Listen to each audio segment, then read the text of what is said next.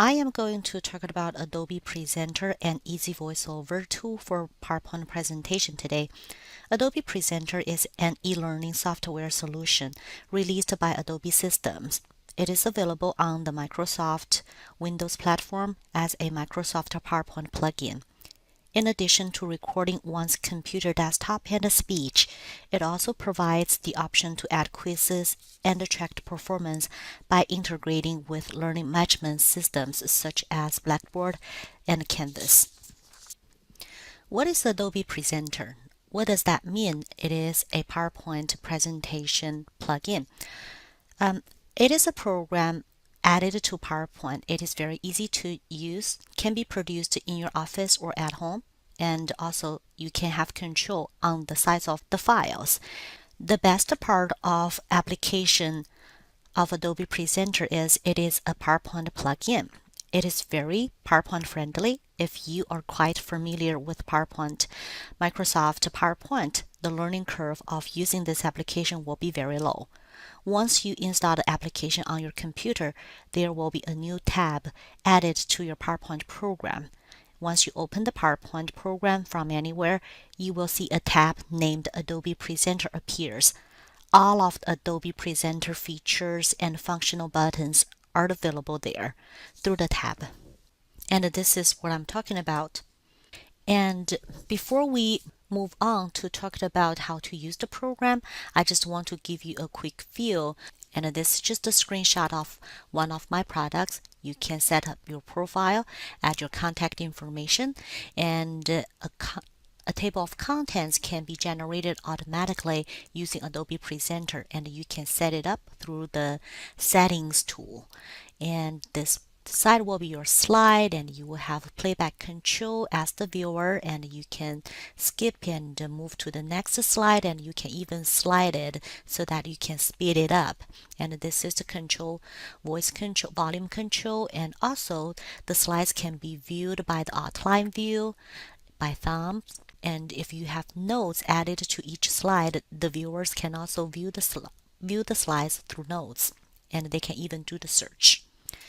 As an instructional designer, I usually try not to introduce an online educational tool without talking about the pedagogical pros and cons, and also best practices related to the use of the tool. So before I start showing you the technology, I would like to spend a little bit time talking about why lecture capture tools and how it could be helpful in your online teaching. Lecture capture tool will help you to create online presence into the virtual environment. Why online presence? It is helping you to personalize your teaching.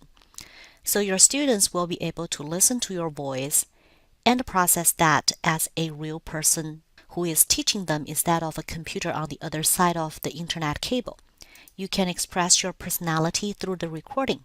For example, you can be funny, can be boring, can be creative, just to be yourself. You can use the tool to set up tempo, to guide the students' attention, to adjust different learning styles and the students at different learning levels. You can even create some interactive learning activities with the tool. I also have some best practices to share with you before we start.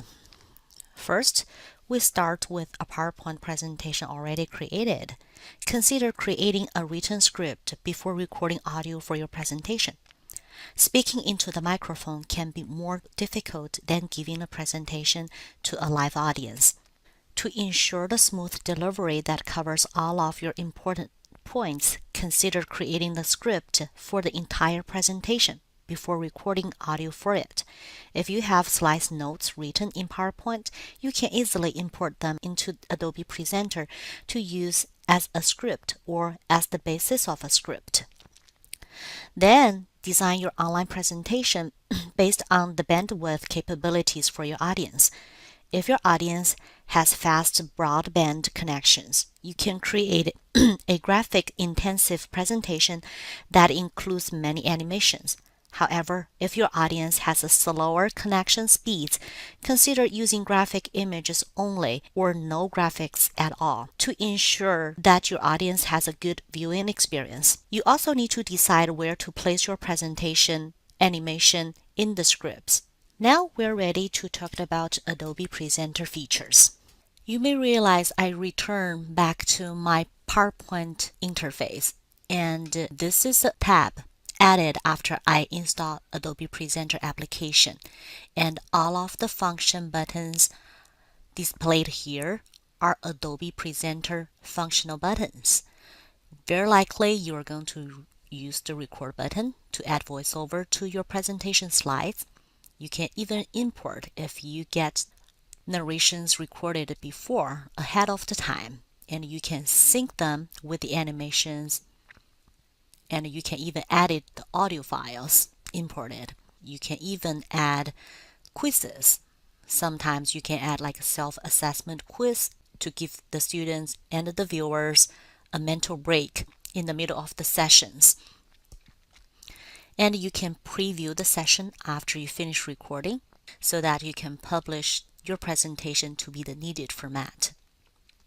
And the setting tool will allow you to set up your preferences. For example, the look and feel of the playback control. Do you need the table of contents, and how you would like your presentation to be displayed to the students. Today, I will only talk about the recording tool, how to add voiceover to the presentation slide. And I will use one of my presentation slide here as an example for recording. It's very easy to add voiceover to your presentation slides if you get everything ready. When you're ready, click the record button, and you will see this Adobe Presenter screen pops up. This screen is asking you to double check your input level. Positioning your microphone correctly can make a big difference in the finished audio file. First, get as close as possible to the microphone, probably within 4 to 6 inches, so that you can avoid recording any other nearby sounds. Do not speak down to the microphone. Instead, position it above your nose and point it down at your mouth. Finally, position the microphone slightly to the side of your mouth to help soften the sound of the letters such as S and P. After the level has been checked, now you just need to push OK to move forward. Now the Record Audio Control panel appears. This is the audio control panel. This is the record button for sure. Everything is obvious here. This is the play control, so you can listen to your recording after you finish recording.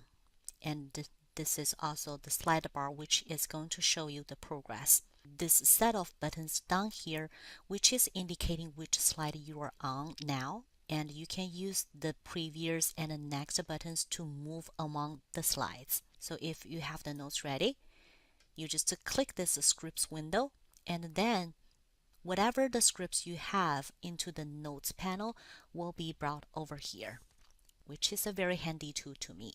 Both this audio control panel and this scripts window would not be displayed to the viewer. They're just like the tools for you. Now we're ready to record. Let's just, like I mentioned, I'm going to use one of my presentation slides as an example. Now I'm ready to record.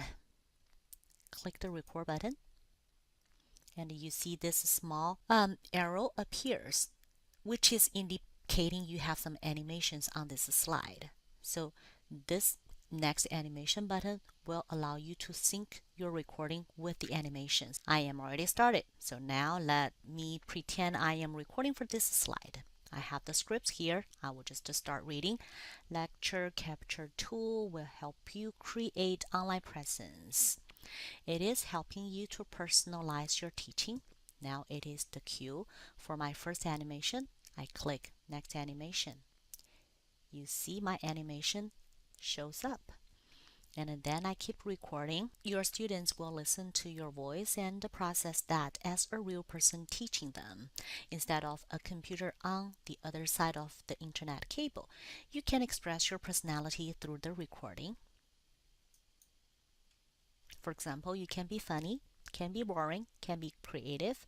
Just to be yourself. You can also use the tool to set up tempo, to guide the students' attention, to create options for varieties. You think I'm pretty much happy with what I am recording here, you can just click stop and it will ask you, do you want to save or do you want to discard?